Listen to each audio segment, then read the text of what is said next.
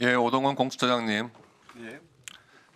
그거 앉아 계세요. 네. 저는 공수처장님이 허위 공문서 작성 행사죄 이미 기수에 이르렀다고 보고 물어봅니다.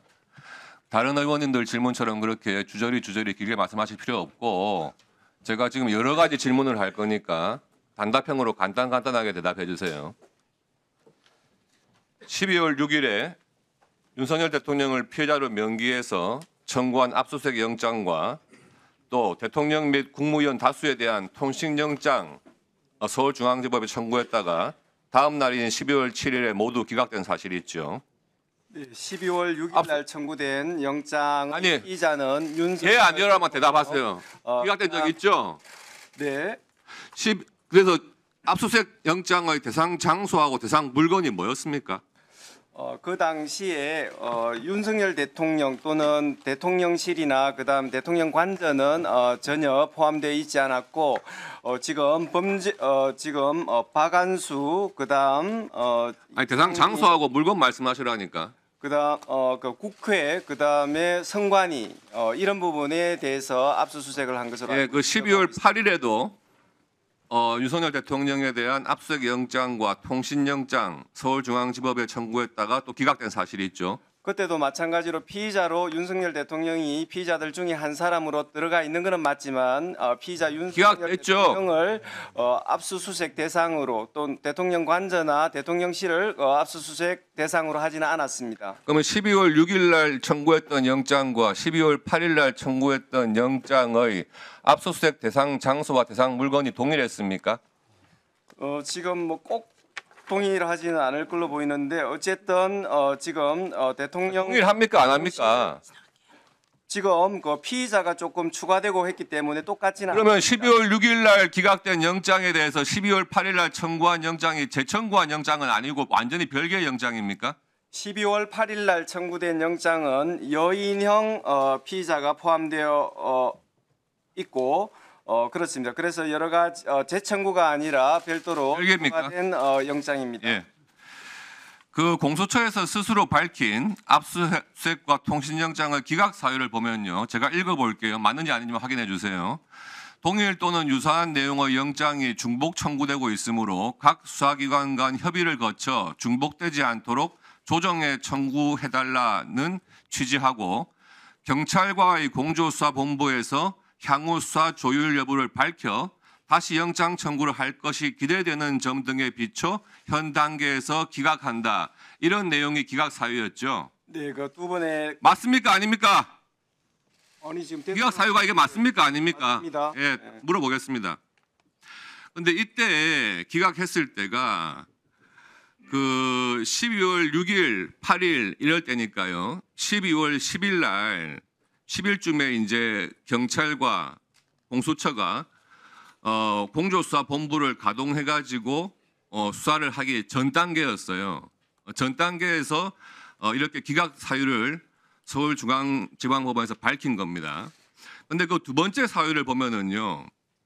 경찰과의 공조수사본부에서 향후 수사 조율 여부를 밝혀서 다시 영장 청구를 할 것이 기대된다. 이렇게 밝히고 있거든요. 당시에는 공수처의 대통령의 내란죄에 대한 수사 권한이 과연 있느냐에 대해서 당연히 의문이 들고 있었고 경찰만이 대통령에 대한 내란 수사 권한이 있다 해서 지금 공조수사본부를 꾸려가지고 수사를 할 것이다. 이렇게 지금 진행되고 있던 상황이었어요. 그러니까 서울중앙지법에서 기각할 때 당연히 이런 문구가 들어가는 겁니다. 공수처에 대해서 이 맥락 그대로 보면은 대통령의 내란죄에 대한 수사 권한이 없다 이렇게 읽히는 거 아닙니까? 다시 물어보겠습니다. 법원에서 공수처 물어볼게요. 내란죄 수사권이 없다는 부분 끝나고 입장을 이야기하세요. 없습니다. 12월 20일에 그 서울 동부지법에 김용현 전 국방장관에 대해서 체포영장 청구했다가 기각된 사실이 있죠. 네. 이 김용현 전 국방장관은 12월 10일 날 벌써 검찰이 청구해가지고 서울중앙지법에서 발부된 구속영장에 의해서 구속이 된 상태였습니다. 네. 그래서 동부구치소에 있었기 때문에 12월 20일 날 김용현 전 장관에 대해서 체포영장 청구를 동부지법에 한 거 아닙니까? 피의자의 현재지를 찾아서 그렇죠. 동부법원에 갔습니다. 그런데 이 영장도 기각이 됐어요. 그런데 구속돼 있는 사람에 대해서 체포영장을 했다는 거는 그 구속된 피의자가 출석을 거부하기 때문에 체포영장을 한 거 아니겠습니까? 맞습니까? 예. 그런데 통상적으로 이런 경우에는 대부분 체포영장이 발부가 되죠. 그런데 이 구속돼 있는 사람을 소환 조사하기 위해서 청구한 체포영장까지도 기각이 됐단 말이에요. 서울동부지법에서. 그 기각 사유가 뭐였습니까? 뭐 지금 정확하게 기억하지는 못하는데 뭐 내란죄 수사권이 없다는 그런 부분하고는 전혀 관계 없는 부분입니다. 다시 한번 말씀해 보세요. 내란죄 수사 권한하고 전혀 관계가 없어요? 제가 그 자료를 지금 출석 요구에 응하지 아니하거나 응하지 아니할 우려가 있다고 단정하기 어렵고 이 사건 피의 사실의 내용, 수사 진행 경위 등을 고려해서 기각한다 그런 취지입니다. 그런데 이 기각 사유를 왜 검찰에 송치하면서 기각 사유 부분을 가리고 송치를 했습니까?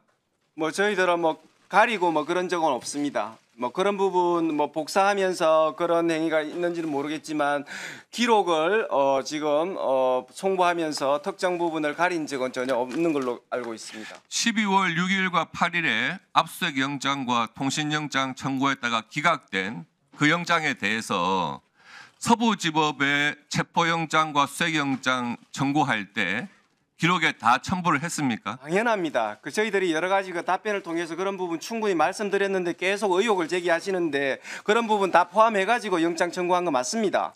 그러면 검찰에 송치하실 때 이 6일과 8일의 영장 이런 부분에 대해서 다 첨부해가지고 사건 송치하신 건 맞습니까? 의원님 당연합니다. 예. 알겠습니다. 네. 예, 오동원 공수처장님. 예. 거 앉아 계세요. 네. 저는 공수처장님이 허위 공문서 작성 행사죄에 이미 기수에 이르렀다고 보고 물어봅니다. 다른 의원님들 질문처럼 그렇게 주저리 길게 말씀하실 필요 없고 제가 지금 여러 가지 질문을 할 거니까 단답형으로 간단하게 대답해 주세요. 12월 6일에 윤석열 대통령을 피해자로 명기해서 청구한 압수수색 영장과 또 대통령 및 국무위원 다수에 대한 통신영장 서울중앙지법에 청구했다가 다음 날인 12월 7일에 모두 기각된 사실이 있죠. 네, 12월 6일 날 청구된 영장 아니, 이자는 윤석열 예 아니요라만 대답하세요. 기각된 적 있죠? 네. 그래서 압수수색 영장의 대상 장소하고 대상 물건이 뭐였습니까? 그 당시에 윤석열 대통령 또는 대통령실이나 그다음 대통령 관저는 전혀 포함되어 있지 않았고 지금 박안수 그다음 아니 대상 장소하고 물건 말씀하시라니까. 그다음 그 국회 그다음에 선관위 이런 부분에 대해서 압수수색을 한 것으로 예, 알고 그 있습니다. 12월 8일에도 윤석열 대통령에 대한 압수수색 영장과 통신영장 서울중앙지법에 청구했다가 또 기각된 사실이 있죠. 그때도 마찬가지로 피의자로 윤석열 대통령이 피의자들 중에 한 사람으로 들어가 있는 것은 맞지만 피의자 윤석열 기각됐죠. 대통령을 압수수색 대상으로 또 대통령 관저나 대통령실을 압수수색 대상으로 하지는 않았습니다. 그러면 12월 6일 날 청구했던 영장과 12월 8일 날 청구했던 영장의 압수수색 대상 장소와 대상 물건이 동일했습니까? 지금 뭐 꼭 동일하지는 않을 걸로 보이는데 어쨌든 지금 대통령 동일합니까 안 합니까? 지금 그 피의자가 조금 추가되고 했기 때문에 똑같지는 그러면 않습니다. 12월 6일 날 기각된 영장에 대해서 12월 8일 날 청구한 영장이 재청구한 영장은 아니고 완전히 별개의 영장입니까? 12월 8일 날 청구된 영장은 여인형 피의자가 포함되어 있고 그렇습니다. 그래서 여러 가지 재청구가 아니라 별도로 별개입니까? 된 영장입니다. 예. 그 공수처에서 스스로 밝힌 압수수색과 통신영장의 기각 사유를 보면요. 제가 읽어볼게요. 맞는지 아닌지 확인해 주세요. 동일 또는 유사한 내용의 영장이 중복 청구되고 있으므로 각 수사기관 간 협의를 거쳐 중복되지 않도록 조정해 청구해달라는 취지하고 경찰과의 공조수사본부에서 향후 수사 조율 여부를 밝혀 다시 영장 청구를 할 것이 기대되는 점 등에 비춰 현 단계에서 기각한다. 이런 내용이 기각 사유였죠. 네, 그 두 번의 맞습니까? 아닙니까? 아니 지금 기각 사유가 이게 맞습니까? 아닙니까? 맞습니다. 예, 네. 물어보겠습니다. 근데 이때 기각했을 때가 그 12월 6일, 8일 이럴 때니까요. 12월 10일 날 10일쯤에 이제 경찰과 공수처가 공조수사본부를 가동해 가지고 수사를 하기 전 단계였어요. 전 단계에서 이렇게 기각 사유를 서울중앙지방법원에서 밝힌 겁니다. 그런데 그 두 번째 사유를 보면은요. 경찰과의 공조수사본부에서 향후 수사 조율 여부를 밝혀서 다시 영장 청구를 할 것이 기대된다. 이렇게 밝히고 있거든요. 당시에는 공수처의 대통령의 내란죄에 대한 수사 권한이 과연 있느냐에 대해서 당연히 의문이 들고 있었고 경찰만이 대통령에 대한 내란 수사 권한이 있다 해서 지금 공조수사본부를 꾸려가지고 수사를 할 것이다. 이렇게 지금 진행되고 있던 상황이었어요. 그러니까 서울중앙지법에서 기각할 때 당연히 이런 문구가 들어가는 겁니다. 공수처에 대해서 이 맥락 그대로 보면은 대통령의 내란죄에 대한 수사 권한이 없다. 이렇게 읽히는 거 아닙니까? 다시 물어보겠습니다. 법원에서 공수처 물어볼게요. 내란죄 수사권이 없다는 부분 전혀 그런 끝나고 입장을 이야기하세요. 없습니다. 12월 20일에 그 서울 동부지법에 김용현 전 국방장관에 대해서 체포영장 청구했다가 기각된 사실이 있죠. 네. 이 김용현 전 국방장관은 12월 10일 날 벌써 검찰이 청구해가지고 서울중앙지법에서 발부된 구속영장에 의해서 구속이 된 상태였습니다. 네. 그래서 동부구치소에 있었기 때문에 12월 20일 날 김용현 전 장관에 대해서 체포영장 청구를 동부지법에 한 거 아닙니까? 피의자의 현재지를 찾아서 그렇죠. 홍보법원에 갔습니다. 그런데 이 영장도 기각이 됐어요. 그런데 구속돼 있는 사람에 대해서 체포영장을 했다는 거는 그 구속된 피해자가 출석을 거부하기 때문에 체포영장을 한 거 아니겠습니까? 맞습니까? 예. 예. 그런데 통상적으로 이런 경우에는 대부분 체포영장이 발부가 되죠. 그런데 이 구속돼 있는 사람을 소환 조사하기 위해서 청구한 체포영장까지도 기각이 됐단 말이에요. 서울동부지법에서. 그 기각 사유가 뭐였습니까? 뭐 지금 정확하게 기억하지는 못하는데 뭐 내란죄 수사권이 없다는 그런 부분하고는 전혀 관계 없는 부분입니다. 다시 한번 말씀해 보세요. 내란죄 수사 권한하고 전혀 관계가 없어요? 제가 그 자료를 지금 출석 요구에 응하지 아니하거나 응하지 아니할 우려가 있다고 단정하기 어렵고 이 사건 피의 사실의 내용 수사 진행 경위 등을 고려해서 기각한다 그런 취지입니다. 그런데 이 기각 사유를 왜 검찰에 송치하면서 기각 사유 부분을 가리고 송치를 했습니까?